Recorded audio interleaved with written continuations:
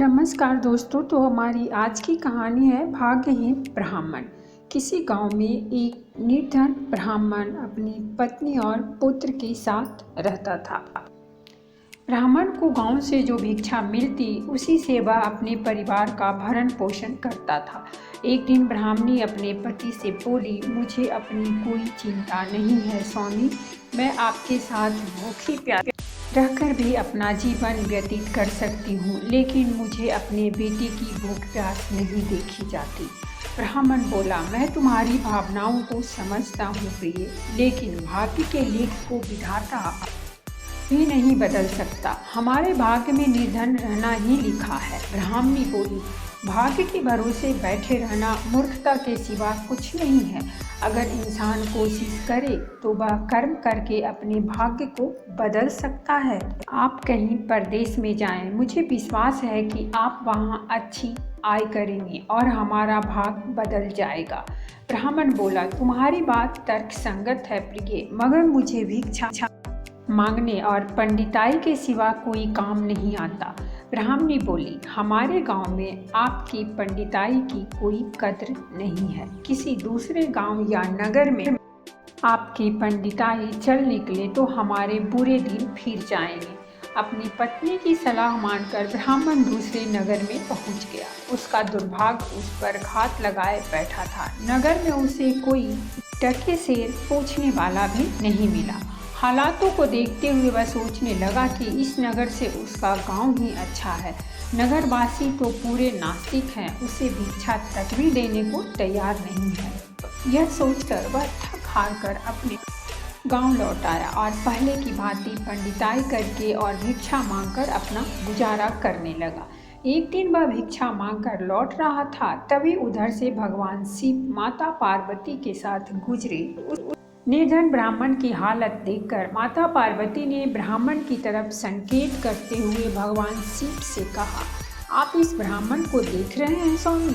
शिव बोले, हाँ, वह बहुत निर्धन है और दुखी भी है। पार्वती बोली, आप उसके दुख का निवारण करें ना। एक तो ब्राह्मण, दूसरी दरिद्र, मुझसे उसका दुख देखा नहीं जाता। शिव बोले, यह मृत्युलोक है। यहाँ हर प्राणी किसी न किसी दुख से त्रस्त है। सब अपने अपने कर्मों का फल भोग रहे हैं। तुम किस किस का दुख दूर कर आओगी? पार्वती बोली, आपको उस निर्धन ब्राह्मण को धनवान बनाना होगा। स्वामी, शिव बोले, वह भाग्यहीन है। पार्वती, उसके भाग में फटे पुराने कपड़े और रूखा सूखा भोजन ही लिखा है। मगर पार्वती अपनी जीत पर अड़ी रही। अंत में हारकर शिव को पार्वती की बात माननी पड़ी। उन्होंने उस रास्ते में, जिस रास्ते ब्राह्मण जा रहा था, सोने की एक ईंट डाल दी। अचानक ब्राह्मण को क्या सूझा? उसने सोचा कि वह आंखें बंद करके चलने लगा और सोने की ईंट के बिल्कुल समीप से होकर आगे गुजर गया।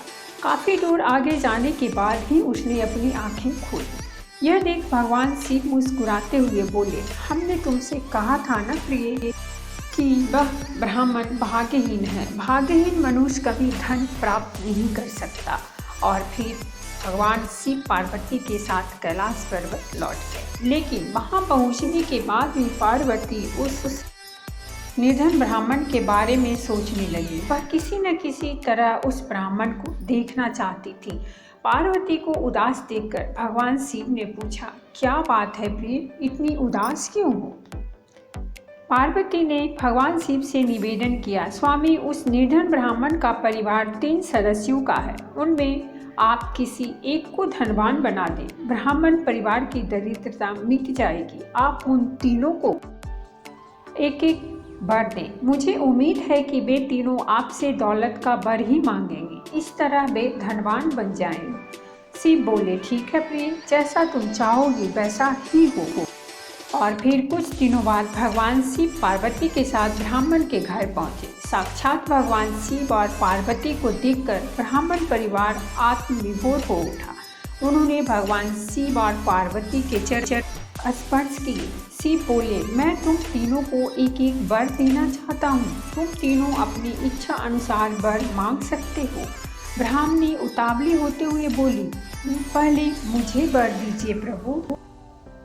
भगवान शिव ने कहा, मांगो, क्या चाहती हो। काफ़ी सोचने समझने के बाद ब्राह्मणी बोली, भगवान, मुझे दुनिया की सबसे अधिक खूबसूरत और जवान औरत बना दीजिए। मरते दम तक मेरी जवानी और सुंदरता कायम रहे। भगवान शिव ने मुस्कुराकर कहा, तथास्तु। अगले ही पल बूढ़ी ब्राह्मणी एक जवान और खूबसूरत युवती के रूप में बदल गई। उसी समय उनके घर के सामने से गांव के जमींदार का पुत्र गुजर रहा था, जो घोड़े पर सवार था। उसने खूबसूरत ब्राह्मणी को देखा तो उस पर मुग्ध उठा।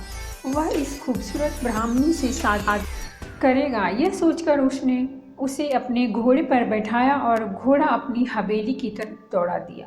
यह देख ब्राह्मण अपनी छाती पीटते हुए विलाप करने लगा, हाय मेरी पत्नी, रो मत ब्राह्मण श्रेष्ठ, तुम भी मुझसे कोई वर मांग लो, जो मांगोगे तुम्हें मिलेगा। भगवान शिव सांत्वना देते हुए बोले, मेरी पत्नी को बस वापस बुला लीजिए प्रभु, मुझे इसके सिवा कुछ नहीं चाहिए। ब्राह्मण ने निवेदन करते हुए कहा। भगवान शिव बोले, तथास्तु। देखते ही देखते ब्राह्मणी वहां खड़ी थी। अपनी पत्नी को अपने सामने देखकर ब्राह्मण ने राहत की सांस ली। भगवान शिव ने ब्राह्मण पुत्र से कहा, तुम क्या वर मांगते हो बेटा। ब्राह्मण पुत्र ने काफी सोचने समझने के बाद कहा, भगवान, मुझे कुछ नहीं चाहिए, लेकिन आप मेरी माँ को पहले जैसी बूढ़ी बना दीजिए। तथास्तु। भगवान शिव ने कहा और अगले ही पल ब्राह्मणी पहले के समान बूढ़ी हो गई। ब्राह्मण परिवार की मूर्खता पर पार्वती ने अपना माथा पीट लिया। सोचने लगी कि तीनों ही वास्तव में ही भाग्यहीन हैं।